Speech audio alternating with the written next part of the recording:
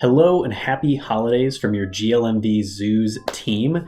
This is your Echo Digital summary from November. We had an incredible and very odd conversation about hyper-realistic animatronic animals in zoos and aquariums.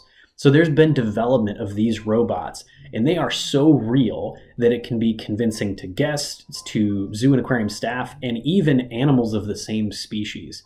So we had a conversation around what would this look like as a component of a traditional zoo or aquarium. And throwing it out, most of our group felt kind of uncomfortable at this idea. Felt like it's even, we're duping people or it's a trick or just some different discomfort. But I think it's important that we always are willing to challenge our assumptions. So if our goal as a zoo or aquarium is to ultimately save species, to protect nature, to create, experiences that develop empathy, that move to behavior change, wouldn't we try every tool in our toolbox to accomplish that? So we had a really interesting conversation around, could these be some of those tools we could use to inspire people, or as the video showed, actually swim with dolphins, an animatronic dolphin, right? We had a couple of examples that are a little outside of traditional, but we use animatronic things all the time in zoos and aquariums, like our dinosaurs. People love them, but it seems like we feel comfortable with that because they're extinct versus trying to replicate an animal that currently exists.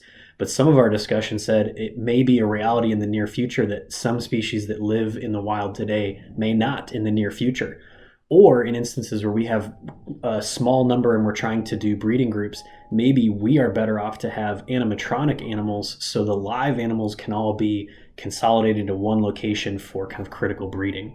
So it's really interesting that we seem to be comfortable with things like dinosaurs, and we seem to be comfortable with things like research utilization or breeding utilization. But it's a very interesting conversation. And then one participant brought up the idea that in the art world, it's very common to have a replica of the Mona Lisa or a replica of a certain sculpture. And it still allows you to have a similar connection or awe or inspiration of the piece, even though it's not authentic or real. So it's very, very interesting. Again, I think a fantastic conversation and one that we hope you have with your teams.